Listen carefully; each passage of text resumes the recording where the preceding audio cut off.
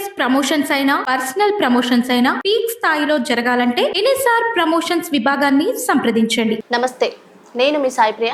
మీరు చూస్తున్నారు NSR news.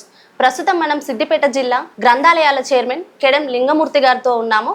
Congress party senior నాయకులు ఆయన, అలాగే హుస్నాబాద్ సర్పంచ్ గాను పనిచేశారు. ప్రస్తుత రాజకీయాల గురించి అలాగే గ్రంథాలయాల పరిస్థితి గురించి ఆయనతో మాట్లాడి తెలుసుకుందాం. నమస్తే సార్. నమస్తే. Good morning. Good morning sir.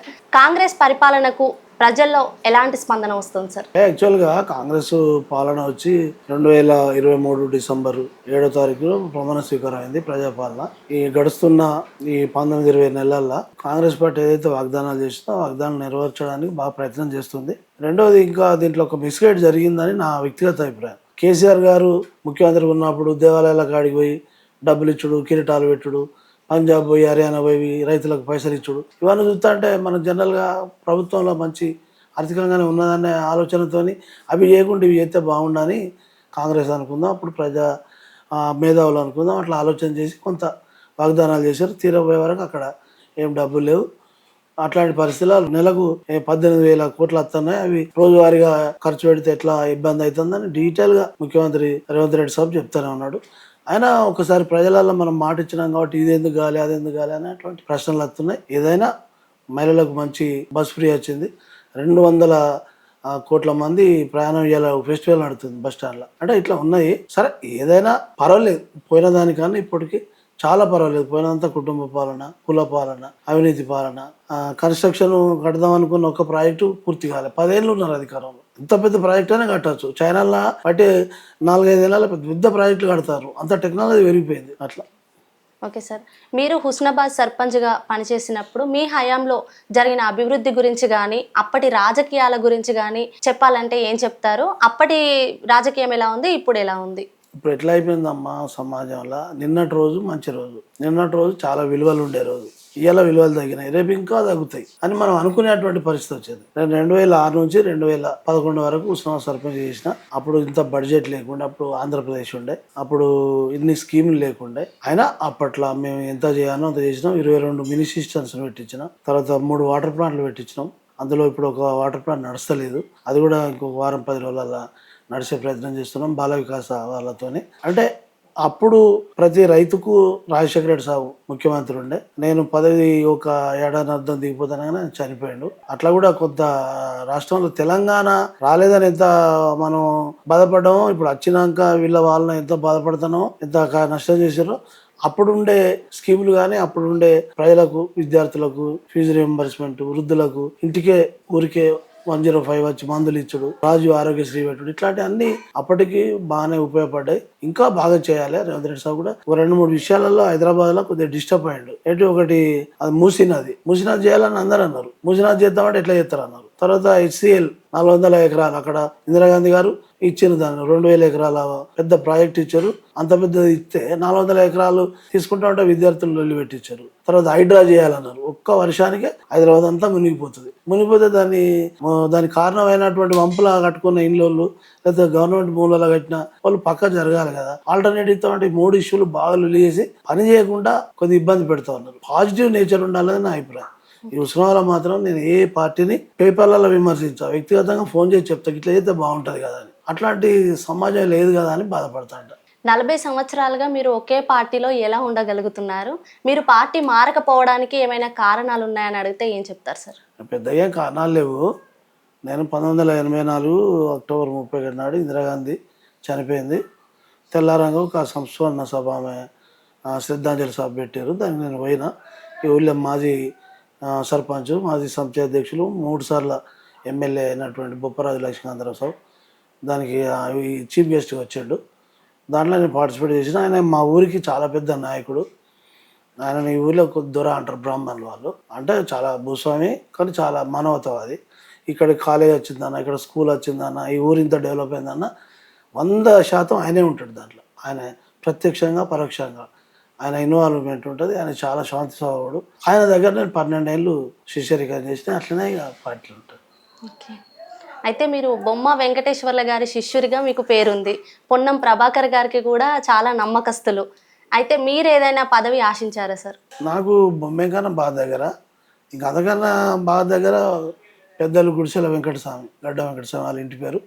తర్వాత ఆ రోజుల్లో 10-12 ఏళ్ల క్రితమే పొన్నం ప్రభాకరణ కూడా బాగా దగ్గర, నాకన్నా ఒక 6 నెలలు అడుగు చిన్న. కానీ ఎవరైతే ప్రజలకు బాగా పనిచేయాలి అని అనుకుంటారో వాళ్ళందరి దగ్గర అట్లాంటి ఈ వీళ్ళే కాదు, కమ్యూనిస్ట్ పార్టీలో బీజేపీ పార్టీలో కూడా మనస్తత్వం అట్లా ఉన్న వాళ్ళంటే కూడా నాకు ఇష్టం. నేను ఓపెన్గా చెప్పలేను, కానీ ఎక్కడన్నా ఫ్రెండ్లీగా ఉన్నప్పుడు హోటల్లోనూ అక్కడిక్కడ చెప్తా అంట. అంటే మీరు ఏదైనా పదవి ఆశించి అట్లా నేను ఎన్నడూ పదవి ఏది పెద్దగా ఆశించలే. ఎందుకు ఆశించలేదంటే నేను కొద్దిగా హిస్టరీ ఇవన్నీ చదువుతా అంట. మనం దేనికి పని చేస్తేమో దానికే మన నాయకులు పెట్టుకుంటారు, మన అవసరాన్ని వాడతారు, మన అవసరాన్ని బట్టి ఉపయోగిస్తారు. కానీ నాకు ఇది కంపల్సరీ కావాలి, అది కంపల్సరీ కావాలి అన్నట్టుగా నేను నా ఫ్రెండ్స్కు కూడా నేను చెప్పా, వ్యక్తిగతంగా కూడా నేను అట్లా ఆర్గ్యుమెంట్ చేయ, నా మనస్తత్వం అది.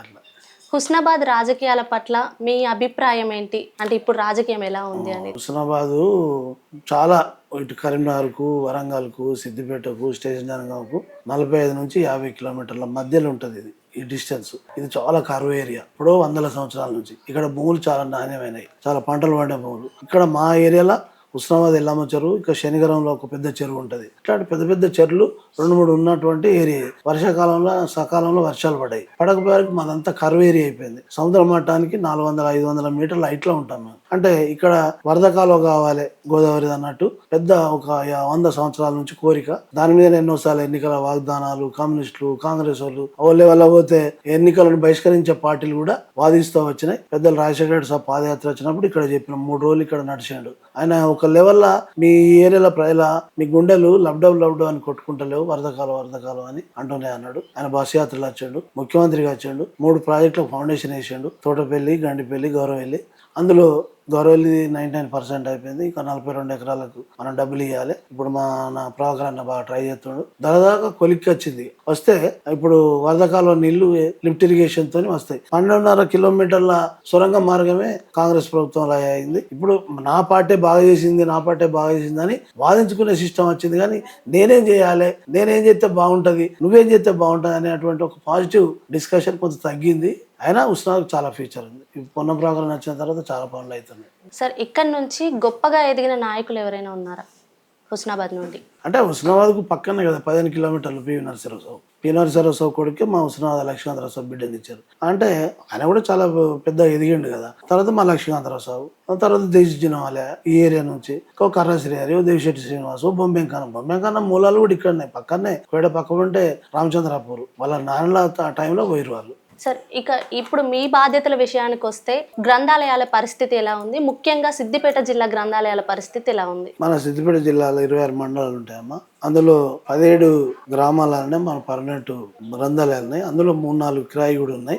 ఇంకా 6 మండలాల్లో మనం గ్రంథాలయాలు పెట్టాలి. దాని గురించి కూడా రాసినాం, అవి కూడా మంజూరు అవుతా ఉన్నాయి. తర్వాత వర్గాల్లో ఒకటి వర్క్ నడుస్తుంది, చేర్యాల్లో ఒకటి వర్క్ కంప్లీట్ అయిపోయింది. హుస్నాబాద్లో 50 లక్షల పని అయిపోయింది. ఇంకా 30 లక్షల రూపాయలు మంజూరు చేయించినాం టాయిలెట్స్ కు, దాంట్లో బుక్స్, ఫ్యాన్లు, ఫర్నిచర్ కోసం. ఆ పనులు కూడా నడుస్తున్నాయి. ఈ గవర్నమెంట్ వచ్చిన తర్వాత గ్రంథాలయాల గురించి మినిమం దాంట్లో ఉండాల్సినటువంటి ఇన్ఫ్రాస్ట్రక్చర్ అంటే మినిమం నీడ్స్ ఏమి ఉండాలి, కుర్చీలు, బెంచీలు, టేబుల్లో. మన కంప్యూటర్ సిస్టమ్ కూడా వచ్చింది. సిద్దిపేటలో 12 కంప్యూటర్లతో నడుస్తుంది. ఇక్కడ కూడా హుస్నాబాద్ కూడా మంజూరు చేస్తాను. రాబోయే రోజుల్లో నేను ఏమంటా అంటే, నా వ్యక్తిగతంగా ఇంటర్మీడియట్ అయిపోయింది, డిగ్రీ అయిపోయింది, ఇంజనీర్ అయిపోయింది పిల్లలు, వాళ్ళు గ్రంథాలయాలకు వస్తలేరు. ఎందుకు వస్తలేరు అంటే వాళ్ళకి అలవాట్లు, స్నేహితాలు, లేకపోతే చాలా రోజులకు ఊర్లలోకి వచ్చే వరకు ఫోన్లలో ఫ్రెండ్షిప్, స్పీడ్గా వెహికల్ మీద పోవడం, అది కాదు. వాళ్ళు గ్రంథాలయానికి వచ్చి మినిమం డేస్ చదవాలి. ఎట్లా ఉపాధి హామీ ఎట్లయితే కూలీలు పనిచేస్తామో మినిమం డేస్ గ్రంథాలయాల పిల్లలు చదవాలి, ఉద్యోగాలు సంపాదించాలి. వాళ్ళ విద్యార్థులకు ఒకవేళ ఉద్యోగం దొరకకుండా వాళ్ళ జీవనోపాధికి ఉపయోగపడాలి గ్రంథాలయం అనేది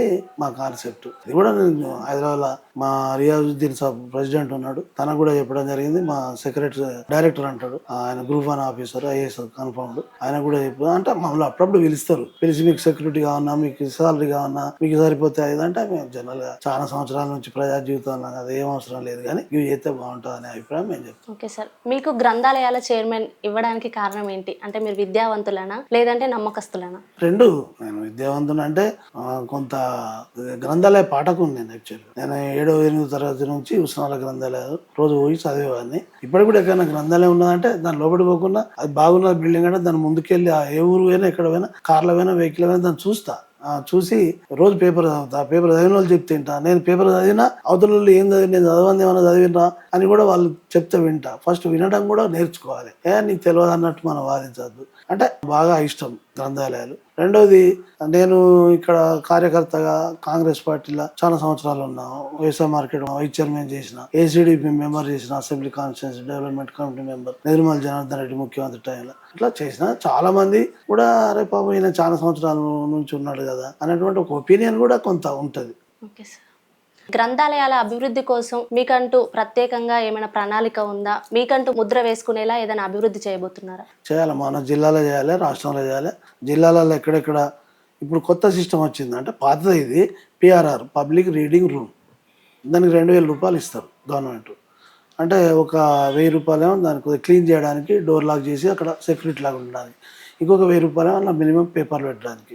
ఎవరన్నా ఎన్ఆర్ఐలు వాళ్ళు వీళ్ళు ఉంటే కూడా కొన్ని పుస్తకాలు కొనిస్తాం. అంటే ఇప్పుడు మనం అట్లా చేయాలనేది అనుకుంటాను. నాకు చాలా మంది కొత్త పరిచయాలు ఉన్నారు. వాళ్ళు మేము 10,000 బుక్లు ఇస్తాం, రూపాయలే 25,000 బుక్లు కొనిస్తాం. మొన్న ఇక్కడ జాబ్ చేస్తా ఉన్నాడు, ఇప్పుడు డిఎస్పీగా హైదరాబాద్ ఉంటాడు, ఐలెన్ శ్రీనివాస్ రెడ్డి. వాళ్ళ కొడుకు గ్రూప్ 2 ఆఫీసర్ ఏదో సెలెక్ట్ అయ్యాడు. ఆయన చదవడానికి చాలా పుస్తకాలు కొన్నారట వాళ్ళు. ఆ పుస్తకాలను తీసుకొచ్చి మన సిద్దిపేట గ్రంథాలయానికన్నా, ఉస్మానియా గ్రంథాలయానికన్నా ఇస్తాము అని అంటారు. అట్లా చాలా మంది మనం ఏదైనా మంచి పని చేసినప్పుడు నేను ఎట్లా దీనికి ఉపయోగపడతాను కొన్ని పబ్లిక్లో అనుకునే వాళ్ళు ఉంటారు కదా, వాళ్ళని కూడా సహకారం తీసుకొని చేద్దాం అన్నట్టు ఉన్నది. సిఎస్ఆర్ ఫండ్స్ కూడా ఉన్నది, కార్పొరేట్ సోషల్ రెస్పాన్సిబిలిటీ. మీరు సర్పంచ్గా పనిచేశారు కదా సార్, కానీ ఇప్పుడు తెలంగాణలో సర్పంచులు బిల్లులు రాని కారణంగా ఆత్మహత్యలు చేసుకుంటున్నారు. అలాంటి పరిస్థితి చూసినప్పుడు మీకేమనిపిస్తుంది సార్? ఇది చాలా బాధాకరము. మరి ఇంతమందికి బిల్లులు ఇవ్వకుండా, ఆశా వర్కర్లకు జీతాలు ఇవ్వకుండా, అంగన్వాడీ వాళ్ళకు డబ్బులు ఇవ్వకుండా, మధ్యాహ్నం భోజనం పెట్టిన వాళ్ళకు డబ్బులు ఇవ్వకుండా, తీసుకుపోయి హర్యానాలో పంజాబ్లో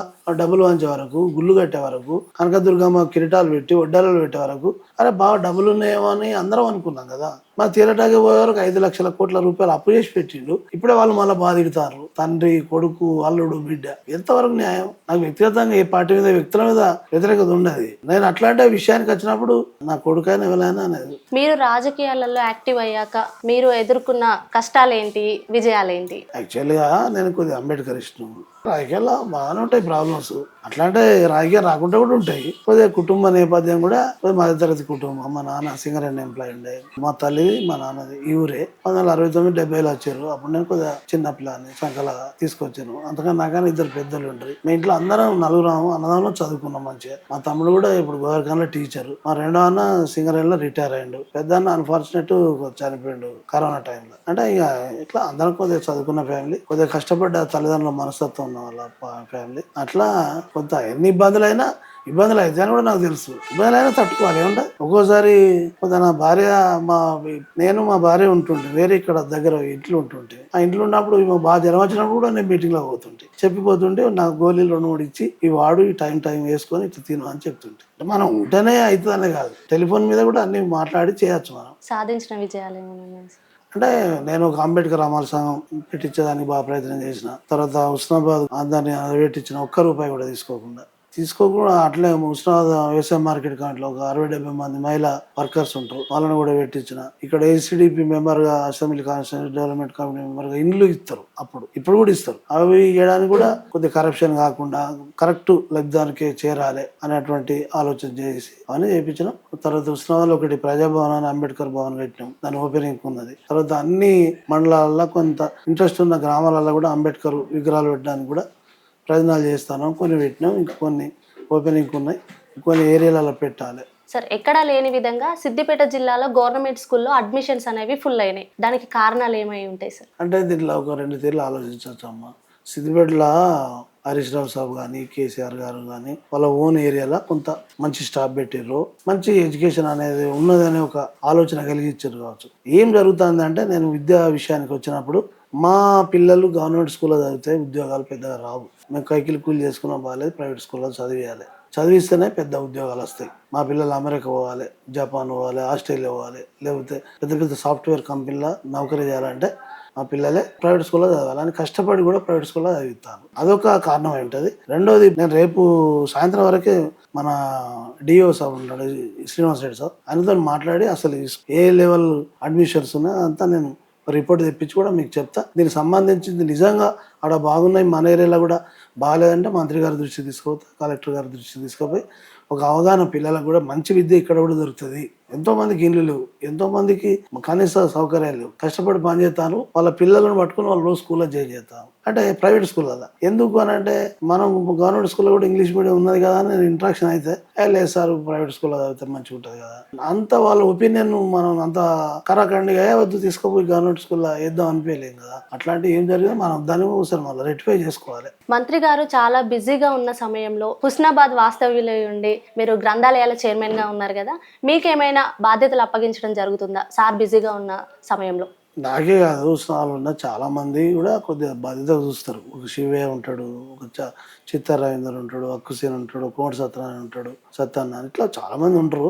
ఎప్పటికప్పుడు ఇష్యూస్ని బట్టి ఫోన్ చేస్తూనే ఉంటారు. మినిస్టర్ ఎంత బిజీ ఉన్నా మెసేజ్ పెడితే దాని వెంటనే రియాక్ట్ అయ్యి చెప్తాడు. మాకన్నా మొదలు ఆయనకే తెలుస్తాడు ఇక్కడ విషయాలని. అన్న ఇది ఇట్లా అయిందో అట్లా అయింది, దీనికి మీరు ఏం చేస్తారని కూడా ఎప్పటికప్పుడు చెప్తా అంటాడు. అంటే అట్లనే కాకుండా ఒక మంచి పిఎస్ మంచి ఒక స్టాఫ్ని కూడా పెట్టాడు ఆయన క్యాంప్ ఆఫీస్లో. ఒకళ్ళు మహిళా సమస్యలే చూసుకుంటాడు మలేషియా సార్ అని. Srinivas Reddy sir veterinary doctor, మంచి డ్రాఫ్టింగ్ మంచిగా చేస్తాడు ఇష్యూస్ మీద. ఎప్పటికప్పుడు ఈ 7 మండలాలే కాదు ఈ జిల్లాలో కానీ పాత జిల్లాలో కానీ ఎక్కడ ఎవరికైనా ఆరోగ్యం బాగాలేదు వెంటనే ఒక చారి అని ఉంటాడు హైదరాబాద్. ఆయన ఫోన్ చేసి చెప్పగానే వెంటనే రియాక్ట్ అవుతాడు. ఆయన ఇక్కడ నిమ్స్ లో పెట్టాలన్నా, హైదరాబాద్ లో ఇంకో ఉస్మానియా హాస్పిటల్ చేయాలన్నా, ఎక్కడ చేయాలని వెంటనే క్షేత్రంలో మాట్లాడితేనే వెంటనే పనులు చేసే ప్రయత్నాలు జరుగుతూనే ఉంటాయి. ఫైనల్ గా మీ రాజకీయ గోల్ ఏంటి సార్? నాకు పెద్ద గోల్ ఏం లేదు. కార్యకర్తగా ఉన్నా ఇట్లనే కార్యకర్తగా ఉంటా. నాకు అంత పాజిటివ్ గా ఏం చేయాలి అనేది ఒక ఆలోచన ఉన్నది. అంతేగాని నాకు ఈ పదవి చేయాలి ఆ పదవి చేయాలని పెద్దగా నాకు వ్యక్తిగతంగా లేదు, మా కుటుంబ పరంగా కూడా లేదు. అంటే నేను కొంత ఇట్లాంటి వాళ్ళు కూడా చాలా మంది ఉంటారు గాంధీ వాళ్ళు కానీ ఇక్కడ కానీ. వాళ్ళందరూ ఏదో ఒక మంచి జరుగుతూ అయిపోయాయి, ఇవాళ చెప్తేంది మనం చెప్తే వాళ్ళు ఇంటే అయిపోయాయి అనేటువంటి మనస్తత్వం కూడా ఉంటుంది. పోయిన ఎమ్మెల్యే కూడా నాకు చాలా బాగా దగ్గర సతీబాబు, చాడ వెంకట సాబు కూడా బాగా పరిచయం, దేశజనవాల సాబు పరిచయం. మా కాంగ్రెస్ ప్రభుత్వాలు ఉండి కమ్యూనిస్ట్ ఎమ్మెల్యేలు ఉండి టీఆర్ఎస్ ఎమ్మెల్యేలు ఉన్నప్పుడు కూడా నేను వాళ్ళ దగ్గర పోయి మాట్లాడేది. ఇక్కడ ఇట్లా చేస్తే బాగుంటుంది సార్, ఇట్లా చేయండి అని కూడా చెప్పేది. ఇప్పుడు కూడా చెప్తాను కార్యకర్తను కూడా ఇట్లా చేస్తే బాగుంటుంది, దానికి ఆ స్టేట్మెంట్ అట్లా కాదు ఇట్లా కూడా ఉంటుంది కదా అనే అభిప్రాయాలు మాట్లాడుతూ ఉంటారు. సార్ సిద్దిపేట కాన్స్టిట్యున్సీలో హరీష్ రావు గారు ఎమ్మెల్యే, మీరు వేరే పార్టీ అయి ఉన్నారు, అయితే మీకేమైనా సలహాలు ఇవ్వడం జరుగుతుందా సార్? అంటే ఈ గ్రంథాలయాల గురించి కానీ. అంటే హరీష్ రావు సాబు నేను బాల వికాసాల ఒక 15-16 ఏళ్ళ నుంచి 2-3 రాష్ట్రాల వాటర్ ప్లాంట్ల గౌరవ అధ్యక్షునిగా పనిచేస్తాను. ఆ రోజుల్లో తెలంగాణ రాలేదు, వాళ్ళ ఏరియాలో కూడా వాటర్ ప్లాంట్లు బాల వికాసం పెట్టినప్పుడు హరీష్ రావు సాబు దగ్గరికి వెళ్ళి 2-3 సార్లు చూసినా. నేను కూడా పరిచయమే. తర్వాత నేను ఎప్పుడైతే అపాయింట్ అయినో నియమించబడ్డానో తెల్లారే హరీష్ రావు సాబుతో నేను మాట్లాడినా. ఆయన నేను ట్రై చేసినా ఆయన కూడా ఆయనే ఫోన్ చేసిండు. అంటే ఎవరైతే మంచి మనస్తత్వంతో చేసి బ్రదర్ మంచి లైబ్రరీ కట్టినాం మన సిద్దిపేటలో, దాన్ని బాగా నడపాలి, మేము ఏమైనా సమస్యలు ఉంటే మీకు కోఆపరేట్ చేస్తాం అన్నాడు. ఓకే సార్ నా ప్రయత్నం మేము శక్తి వంచన లేకుండా చేస్తాం అని చెప్పిన. తర్వాత మొన్న ఒక 10 రోజుల క్రితం నాకు కేసీఆర్ కాలనీ ఉంటుంది సిద్దిపేటలో, అక్కడ కూడా ఒక మోడల్ కాలనీ కట్టారు 2000 క్వార్టర్లతో, డబుల్ బెడ్రూమ్లు. వాళ్ళ టైంలో పెట్టిన స్కీమ్ పేరు. ఆ 2000 క్వార్టర్స్ కట్టిన దాంట్లో ఒక లైబ్రరీ కూడా కట్టారు. ఆ లైబ్రరీ నేను పోయే ముందు కొంత నడిచిందట, బంద్ అయింది. అక్కడ పోయినాక వీళ్ళతో మాట్లాడితే అంటే లైబ్రరీ ఉండే నడుస్తలేదంటే నేను వెంటనే అడిగిపోయినా, పోయి అది ఎందుకు నడుస్తలేదు, దాని పక్క కూడా ఒక పెద్ద హాల్ ఉంది, బాల వికాసం నుంచి మహిళా గ్రూప్ లో ప్రోగ్రామ్స్ నడుతున్నాయి, వాళ్ళని పిలిచి దీన్ని మీరు వాడుర్రి, ఇక్కడ ఇదంతా కష్టపడేటోళ్ళ కాలనీ అట అని చెప్పిన. దాన్ని మళ్ళీ రీఓపెన్ చేసినాం మన సిఐ సాబ్ని పిలిచి వాళ్ళందరితో. ఓపెన్ చేసినాక అక్కడ ఏదో మన బోనాల పండుగ అయిందట, ఆడికి వచ్చిండు హరీష్ రావు సాబు. ఆయనకు పరిచయస్తులు అంత పెద్ద నిర్మాణం చేసినప్పుడు ఆయన దగ్గర ఉన్న వాళ్ళు ఉంటారు కదా, ఏదో వాళ్ళు చెప్పినట్టు ఉంటారు. చెప్తే నాకు ఫోన్ చేసిండు. ఫోన్ చేసి బ్రదర్ ఇక్కడ ఇది మంచిగానే ఓపెన్ చేసినామంటే ఇది మంచిగా నడిచేటట్టు చూడండి అని అంటే, ఓకే సార్ తప్పకుండా ఈ వరకు కొద్దిగా ఓపెన్ చేసినాం మళ్ళీ తప్పకుండా చేస్తాం సార్ అని చెప్పిన. తప్పే ఉన్నది. ఆయన మా విషయానికి వచ్చినప్పుడు ఎడ్యుకేషన్ విషయంలో కొంత వాళ్ళు స్టేడియాలు చేయాలనుకున్నారు, అది మరో హైదరాబాద్ లాగా చేశారు సిద్దిపేటను. అంటే సెంట్రల్ లైటింగ్ కానీ అవి కానీ చేయగలిగారు. ఎంత చేయగలిగినో అంత అన్నీ చేయలేదు, మన ప్రశ్న అది. తర్వాత ఇక్కడ విషయానికి వచ్చినప్పుడు మంత్రికి ఇక్కడ కూడా బాగా చేయాలన్నది. ఇక్కడ ఒక హుస్నాబాద్ నుంచి స్టేషన్ జరగం డబుల్ 4 లైన్ రోడ్ మంజూరు అవుతుంది, అది రీసెంట్లీ ఫౌండేషన్ అవుతుంది. మొన్న ఒక 4 మంత్రులతో హుస్నాబాద్ నుంచి కొత్తపల్లి 11 కిలోమీటర్లది ఫౌండేషన్ అయింది. తర్వాత హుస్నాబాద్లో ఒక ఇంజనీర్ కాలేజ్ వచ్చింది, అలా అడ్మిషన్ స్టార్ట్ అయింది, 4 ఇంపార్టెంట్ కోర్సులు. తర్వాత హుస్నాబాద్లో ఒక ఇండస్ట్రీ పార్క్ వస్తుంది, హుస్నాబాద్లో ఒక వెంకటేశ్వర దేవాలయం కట్టి మంచి దానికి ఒక 6 ఎకరాల స్థలం కేటాయించబడ్డది. హుస్నాబాద్లో టూరిజం ఇక్కడ సర్వే పాపన్న 300-400 ఏళ్ల క్రితం ఇక్కడ ఆయన స్వగ్రామం లాగా చేసుకున్నాడు సర్వేపేట. ఇక్కడ ఒక కోటగిరి గట్లు అంటారు, అక్కడ కూడా ఆయన ఆనవాళ్ళు ఆయన కోటలు అవన్నీ ఉన్నాయి, అవన్నీ టూరిజం చేయాలని. హుస్నాబాద్ ఎల్లమ్మ చెరువు బ్యూటిఫికేషన్, గౌరవెల్లి ప్రాజెక్టు నుంచి మన హుస్నాబాద్ ఎల్లమ్మ చెరువుకు నీళ్లు తక్కువైతే ఎప్పుడంటే అప్పుడు ఇచ్చేటట్టు ఒక ఒక దాంట్లో ఒక తూము పెట్టింది. అది పోయిన గవర్నమెంట్లో పెట్టలే. మేము ఎన్నిసార్లు అడిగినా ఎందుకో వాళ్ళు శ్రద్ధ చేయలే. దాన్ని పెట్టే ప్రయత్నం చేసి ఆల్రెడీ పెట్టారు. అంటే అది 9 టీఎంసీల ప్రాజెక్టు. మినిమం దాంట్లో 2 టీఎంసీల వాటర్ ఉన్నప్పుడు కూడా మన ఎల్లమ్మచెర్ల నీళ్ళు లేవు అనుకుంటే దాన్ని ఓపెన్ చేస్తే మన ఎల్లమ్మచెర్ల నీళ్ళు వస్తాయి. ఎల్లమ్మచెర్ల నీళ్ళు వస్తే ఏమైందంటే ఉస్మానాబాద్లో 22-23 వేల మంది జనాభా, 16,000 ఓటర్లు. ఉస్మానాబాద్ నుంచి మళ్ళా కరీంనగర్ రూట్ లో రేణుకుంట దాకా వాగు ఉంటది, ఎల్లమ్మ వాగు, మొయ్యతుమ్మద వాగు. ఈ వాగు నుంచి కూడా ఎప్పుడు వాటర్ ఉంటే గొర్రెలు గాని, మేకలు గాని, ఎడ్లు గాని, బయలు ఊటలు గాని ఉండే అవకాశం ఉంటది. అది కూడా చేయించినాం. మంత్రి గారు చాలా పాజిటివ్ గా ఇవన్నీ చెప్పగానే వెంటనే కనెక్ట్ అయిపోతాడు ఆయన. మనం కూడా వింటాడు, ఓకే చేద్దాం అంటాడు. కానీ హైదరాబాద్ పోయి దాని గురించి తీవ్రంగా రాసుడు, మాట్లాడు, దానికి సంబంధించిన విషయాలు మళ్ళీ మాకు ఎప్పుడు ఇట్లా కాదే, ఇట్లా కాదు, ఇట్లా అని కూడా మళ్ళీ ఎప్పటికప్పుడు చెప్తాను. చూశారు కదా, నమ్మకంతో విశ్వాసంతో పనిచేస్తే పదవులు అవే వస్తాయని కాంగ్రెస్ పార్టీ నాయకుడు, నికార్సైన కాంగ్రెస్ పార్టీ నాయకుడు కెడెం లింగమూర్తి గారు చెప్పారు. అలాగే గ్రంథాలయాలకి తాను ఎలా అభివృద్ధి చేయబోతున్నారో కూడా క్లారిటీ ఇచ్చారు. మరో గెస్ట్ తో మళ్ళీ కలుద్దాం. నేను మీ సాయిప్రియ, ఎన్ఎస్ఆర్ న్యూస్.